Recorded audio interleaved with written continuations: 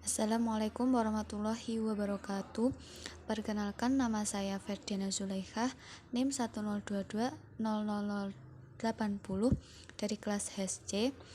Di sini saya akan menyampaikan sedikit pemikiran ekonomi dari Ibnu Rushd.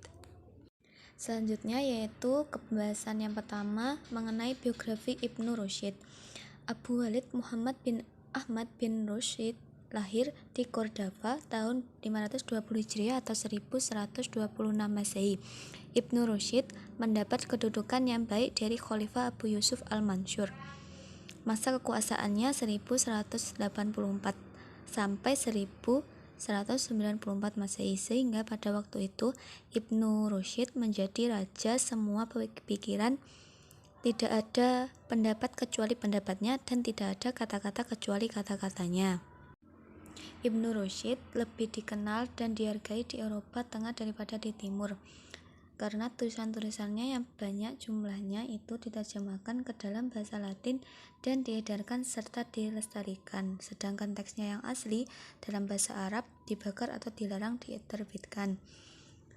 Di Eropa pada zaman Renaissance dengan mudah menerima filsafat dan metode ilmiah sebagaimana dianut oleh Ibnu Rushd. Sedangkan di Timur, ilmu dan filsafat mulai dikorbankan demi berkembangnya gerakan-gerakan mistis dan keagamaan. Ibnu Rushd lebih terkenal sebagai seorang filsuf yang berseberangan dengan Al-Ghazali yang ditunjukkan dalam buku Tahafutut Tahafut. Sebagai pembela Aristoteles, Ibnu Rushd menolak prinsip ijra'ul adad dari Al-Ghazali, dan seperti Al-Farabi, dia juga mengemukakan prinsip hukum kausal dari Aristoteles. Pemikiran ekonomi menurut Ibnu Rushd. Ibnu Rushd termasuk pemikir ekonomi Islam periode kedua bersama dengan Ibnu Tufail dan Ibnu Khaldun. Pemikirannya tentang ekonomi banyak dijumpai pada kitab Bidayah Al-Mujtahid, diantaranya tentang pembagian masyarakat menjadi golongan elit dan golongan awam. Sedangkan konsep kemakmuran negara, Ibnu Rushd menggagas konsep yang terkenal yaitu Jumhuriyah wa al-Ahkam yang mirip dengan negara demokrasi. Menurut Ibnu Rushd, pemikiran ekonomi Islam lahir dari kenyataan bahwa Islam adalah sistem yang diturunkan Allah Subhanahu wa Ta'ala kepada seluruh manusia untuk menata seluruh kehidupan dan seluruh ruang dan waktu. Kesatuan sumber ini melahirkan suatu karakteristik tertentu yang membedakan Islam dengan sistem yang lain. Ibnu Rushd melakukan upaya mendamaikan agama dengan filsafat melebihi upaya yang dilakukan oleh para filosof muslim seperti Al-Kindi, Al-Farabi, dan lain-lain. Perumusan Ibnu Rushd merupakan perpaduan utuh kebenaran agama dan filsafat disertai argumen yang kokoh dan sepenuhnya berangkat dari ajaran Islam.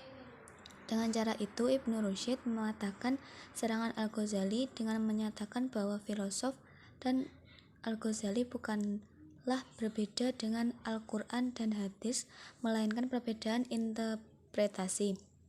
Ibnu Rushd membenarkan teori Plato bahwa manusia adalah makhluk sosial yang membutuhkan kerjasama untuk memenuhi kebutuhan hidup dan mencapai kebahagiaan. Dalam mencapai kebahagiaan yang merupakan tujuan akhir manusia, diperlukan agama yang meletakkan dasar-dasar keutamaan akhlak secara praktis, juga bantu filsafat yang juga mengajarkan keutamaan teoritis. Untuk itu diperlukan kemampuan akal aktif dalam memadukan antara agama dan filsafat. Demikian yang bisa saya sampaikan mengenai tentang pemikiran ekonomi menurut Ibnu Rushd. Sekian dan terima kasih. Wassalamualaikum warahmatullahi wabarakatuh.